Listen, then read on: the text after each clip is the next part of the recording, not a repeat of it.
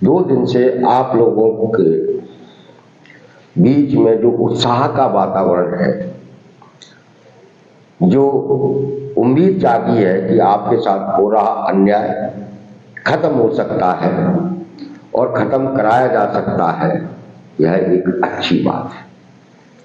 आपके अंदर जो उत्साह दिखाई दे रहा है, उससे यह भी महसूस होता है कि आप लोग संघर्ष के महत्व को समझने लगे हैं और समझ रहे हैं। यदि ऐसा है तो जिस अच्छी बात है, क्योंकि संघर्ष के बगैर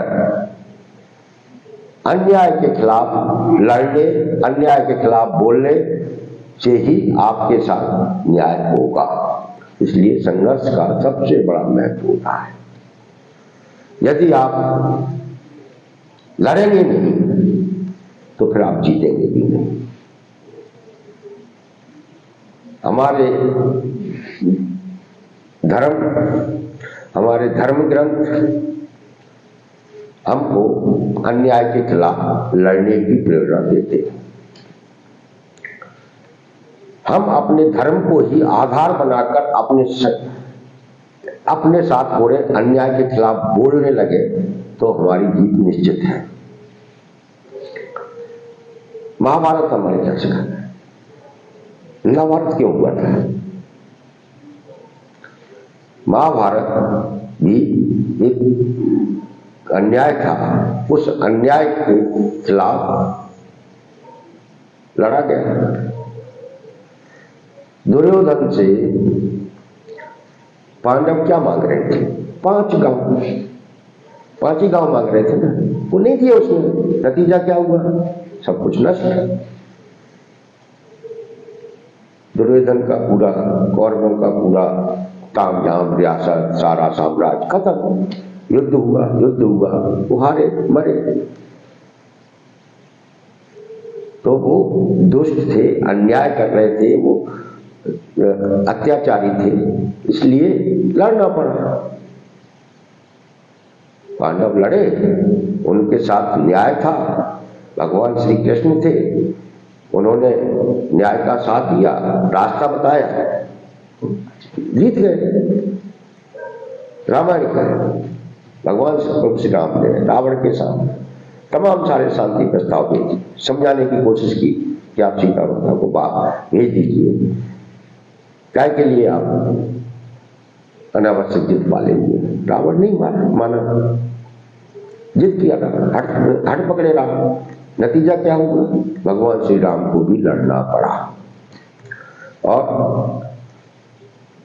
माता सीता को वापस लाया गया और श्रीलंका का पूरा साम्राज्य नष्ट हो गया। तो साथियों, आज मध्य प्रदेश की स्थिति क्या है? जितना भी आउटसोर्स, अस्थायी, ठेका मजदूर कर्मचारी है, वो कौन है? सब हिंदू है। उसमें 99% काम वाला कर्मचारी वर्ग हिंदू है और उन्हीं हिंदुओं को इस सरकार ने गुलाम बना दिया है। गुलामों से बदतर स्थिति में पहुंचा दिया। जैसा कि मैं अक्सर कहता हूं, 2000, 3000, 4000, 5000 रुपए में 8, 10, 12, 14 घंटे तक काम करा रहे हैं और वह भी 6 महीने नहीं मिलता है। तो बताइए, इससे दुष्ट, इससे अन्यायकारी सरकार कौन सी हो सकती? अब इस सरकार से आपको लड़ना है और इस सरकार को आपको हराना है और इस सरकार को हराकर ही आप अपनी किस्मत को बदल सकते हैं। और ये काम किया जा सकता है। जिन कामगार कर्मचारी वर्ग के साथ अन्याय हो रहा है, उनकी संख्या लाखों में है। उन्हें संगठित होकर सड़क पर आने की जरूरत है। इतने में ही ये सरकार डर जाएगी और आपके सामने सरेंडर हो जाएगी। जो हाई कोर्ट से स्टे हटा है, वो आपके 7 महीने लगातार बोलते रहने के कारण ही हटा है। उससे सरकार डरी और सरकार डरती है बदनामी से।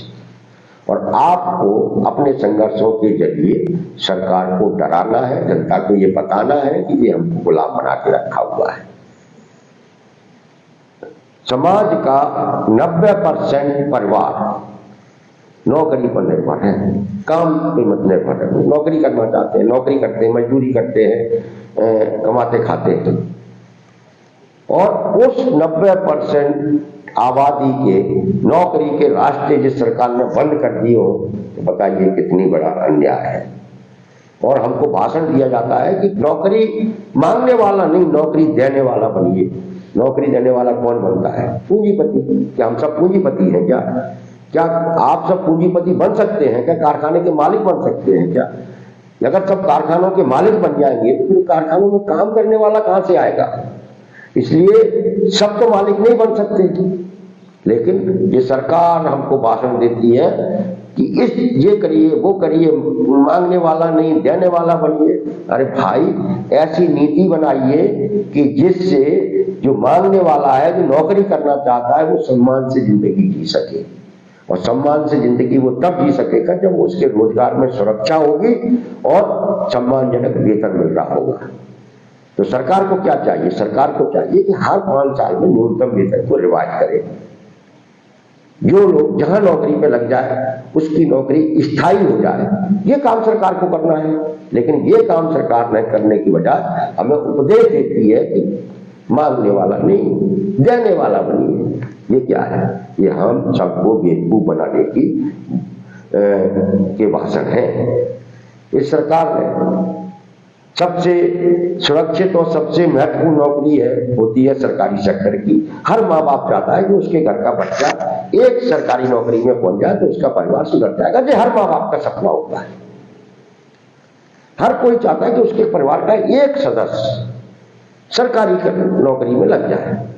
और कोई ये नहीं चाहता कि उसका सरकारी नौकरी में पहुंच के वो कलेक्टर बन जाए, एसडीएम बन जाए, तहसीलदार बन जाए, ये भी नहीं चाहता। वो छोटी सी नौकरी चाहता है कि मास्टर बन जाए, पटवारी बन जाए, क्लर्क बन जाए, कंप्यूटर ऑपरेटर बन जाए। अगर कम पढ़ा लिखा है, गरीब है, तो कहीं चौकीदार बन जाए, कहीं व्रत बन जाए, कहीं सफाई कर्मी बन जाए, कहीं वाहन चालक बन जाए। ये छोटे से सपने हैं सरकारी दफ्तर में सरकारी नौकरी समाज के बड़े हिस्से के। इस सरकार ने क्या किया? पूरा सरकारी सेक्टर तहस नहस कर दिया, उसको बर्बाद कर दिया। सरकारी नौकरी पूरी तरीके से खत्म कर दी। 20 साल में एक चपरासी की नौकरी मध्य प्रदेश की सरकार ने दे दी है। क्लास 4 की नौकरी जो सरकार नहीं दे सकती और उपदेश देती है बड़े बड़े। इन्वेस्टर मीट करती है, इन्वेस्टर मीट भी करती है। तो उस इन्वेस्टर मीट में इतने करोड़ का निवेश आया, इतने लाख करोड़ का निवेश आया, लेकिन उसमें कभी ये बात नहीं आती कि उसमें जो काम करने वाला मजदूर जाएगा उसे हम 21,000 रुपए न्यूनतम देंगे, 31,000 न्यूनतम वेतन देंगे।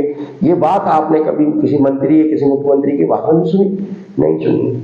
तो साथियों, हमें इस बात को समझना है। हमें अपने धर्म को ही आधार मानकर, हमें अपने धर्म ग्रंथों को अपने सामने रखकर इस अन्यायकारी सरकार के खिलाफ न्याय के लिए लड़ना है। ठीक वैसे ही जैसे भगवान श्री कृष्ण की छत्र छाया में पांडव लड़े थे, जैसे भगवान श्री राम खुद लड़े थे। हमें उम्मीद है कि हम आर पार की लड़ाई की तैयारियां करेंगे और इस सरकार को घुटनों पर लाकर जो हमारा आउटसोर्स स्थायी कर्मचारी जहां काम कर रहा है वहां उसका संविलियन कराएंगे। निजी क्षेत्र में भी जो ठेका श्रमिक है उसे न्यूनतम 21,000 रुपए मिले। इसके लिए हम व्यापक एकता बनाएंगे और संघर्ष